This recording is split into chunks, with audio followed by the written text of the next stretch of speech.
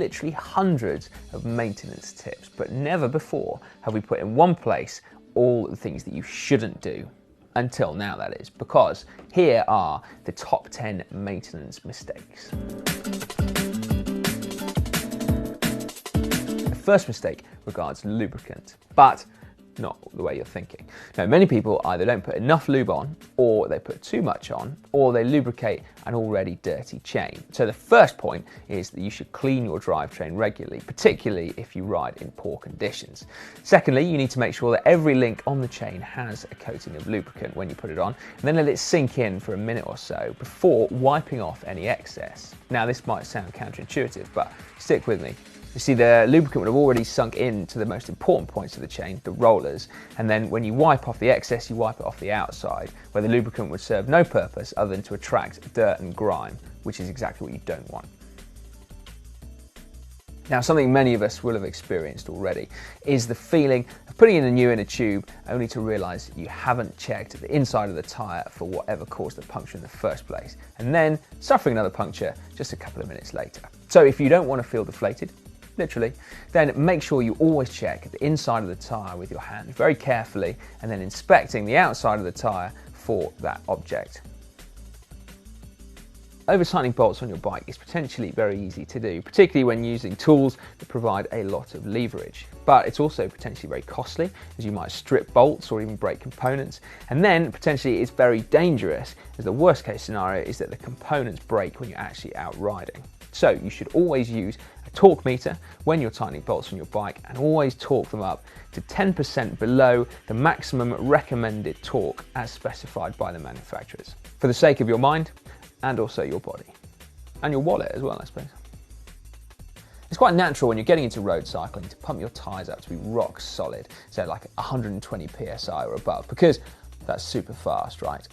Well, unless your local roads are billiard board smooth, in which case 120 psi may well actually be the fastest, you'd be better off putting about 90 to 100 psi in your tyres, although you may need to adjust it if you are particularly light or particularly heavy.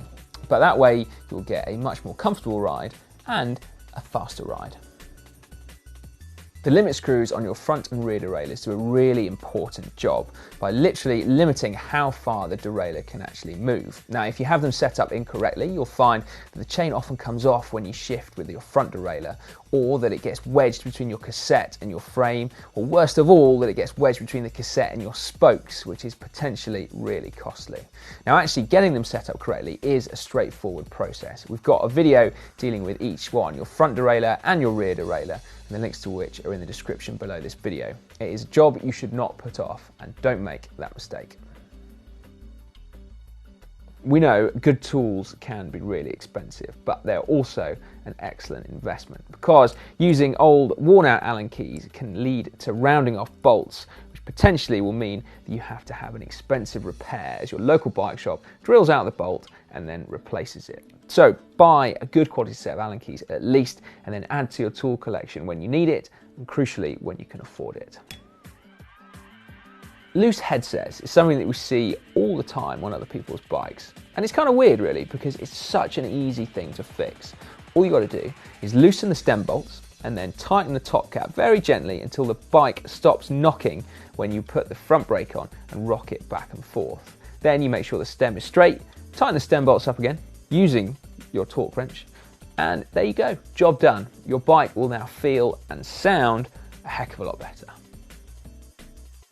A couple of years ago, Dan made a video about how to remove a seized seat post, and it wasn't an easy job, and even with his guns, a professional workshop, and a heck of a lot of help. So make sure it doesn't happen to you. It's a really simple thing to prevent.